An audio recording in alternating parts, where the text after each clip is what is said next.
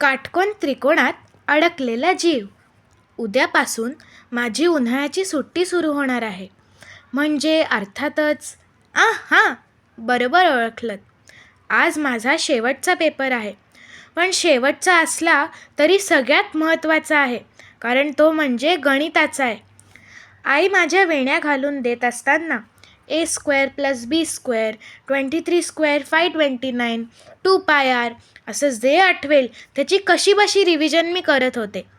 तेवढ्यात एक फॉर्म्युला थोडासा चुकला. म्हणजे लेंथ इंटू ब्रेडथला लेंथ प्लस ब्रेडथ म्हणले, तर आईने जोरात वेणी ओढली. पण मी सुद्धा सिली मिस्टेक म्हणून वेळ निभावून नेली आणि वाचले.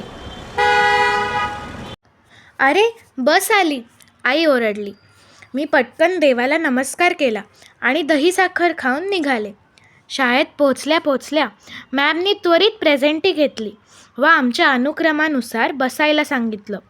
प्रश्नपत्रिका मिळेपर्यंत मी आपल्याला पेपर छान जावा अशी प्रार्थना करायची सोडून देवा सोपे प्रश्न येऊ देत अशी प्रार्थना करत होते.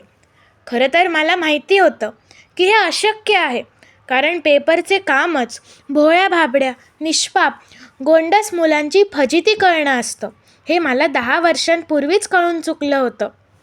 सगळ्या मुलांनी एकमेकांना शुभेच्छा दिल्या व पेपर सुरू झाला. बघावं तर पहिलाच प्रश्न कर्णाची लांबी शोधा असा होता.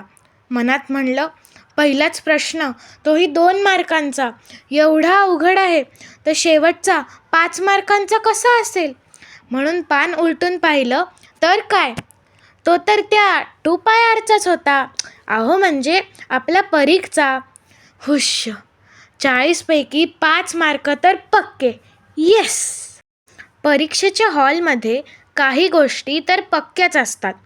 पंख्याची घरघर, मुलांची सतत पडणारी बॉटल व टीचर सप्लिमेंट असं जोरात ओरडणारा तो मुलगा. खरं तर वर्षभर निमूटपणे कोपऱ्यात बसून राहिलेलाच हा मुलगा. पण परीक्षेच्या वेळेला कोण अंगात येतं कोणास ठाऊक. मी हा विचार करत असतानाच शुकशुक असा आवाज आला, म्हणून मी मागे वळून पाहिलं. बघते तर काय, माझ्या शेजारी बसलेला मुलगा मागच्याला उत्तर विचारत होता. ए पायगुडे, शेवटच्या प्रश्नाचा आन्सर सांग की. त्याचं 41 सेंटीमीटर आहे वाटतं. मी मॅमकडे तक्रार कळणार एवढ्यात त्याचं वाटतं ऐकून यांचं काही खरं नाही हे माझ्या लक्षात आलं.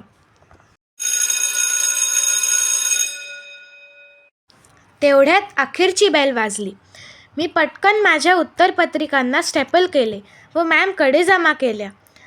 हुश, संपले एकदाचे पेपर. मॅमनी सगळ्यात शेवटच्या अनुक्रमाचा पेपर घेताच सगळी मुलं सुट्टी सुट्टी म्हणत बोंबलत सुटली. समाप्त. मित्रांनो, चला मला जायला हवं, कारण माझी परीक्षासुद्धा आता 5 दिवसांवर आली आहे. तुम्हालासुद्धा परीक्षेसाठी ऑल द बेस्ट.